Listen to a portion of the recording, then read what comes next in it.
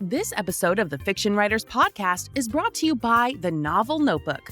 With each character and each setting, hundreds of details must be compiled and organized. Far too many for a writer, like you, to keep them cataloged in your brain. The Novel Notebook provides the answer. Visit www.fictionwriterspodcast.com/novel and quickly discover how to organize your materials and take your novel to the next level. Welcome to the Fiction Writers Podcast with Lana McAra, where you will discover tips, tricks, and ideas for fiction that is #unputdownable. Here you'll find new energy, new perspectives, new resources, and new ideas that will spark your creativity into a blaze of brilliance. It's easier than you think. Be sure you visit our website at www.fictionwriterspodcast.com. While you're there, subscribe to us via your favorite network. Now, get out your notebook, tune in, and let's get started. You may have never noticed it before, but I promise you, after today, you will never miss it again. My name is Lana McAra, and welcome to the Fiction Writers Podcast. Tips, tricks, and ideas that for fiction that is #unputdownable. Disembodied body parts. What the heck are those? That's what I thought the first time I saw an editor make that notation about one of my books. It was probably the first book. Megan's Choice, the first book in the Colorado series. Wow, back in the day, I'd never heard of disembodied body parts. And so I actually had to ask the question, what is that? What is a disembodied body part? Well, what they told me was it is when an author uses a body part of the character without saying who it belongs to. So disembodied means chopped off. He raised a hand. Whose hand? His hand or someone else's hand? Was it attached or was it not attached? And I'm seeing this all the time. I was listening to a really great audiobook this week, and this author had disembodied body parts all over the place.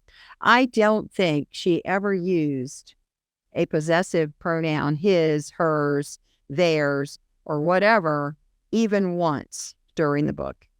And if you don't know, you might let them get away with it, but it just literally detaches the object, the body part, the hand, the eyebrow or whatever it is from the person. It distances their action from their person. And so it is bad form. It is just bad form. And one of the things that I want to emphasize at this moment is how important it is to develop professional standards for your writing. If you ever have a dream of being taken seriously as a professional writer, there are some certain little things that you may not know. You're not going to hear them in your English class. You're not going to hear them in most creative writing classes, even a course on how to teach a novel or how to write a novel. You may not hear it. But from someone who's worked in the commercial publishing industry, these things will definitely flag you as a wannabe, as an amateur, as somebody that doesn't know what they're doing. And so one of them, and a pet peeve of mine, so when you see the word pet peeve in the title from now on, you know this is one of these little things. It seems so small, but it's extremely important.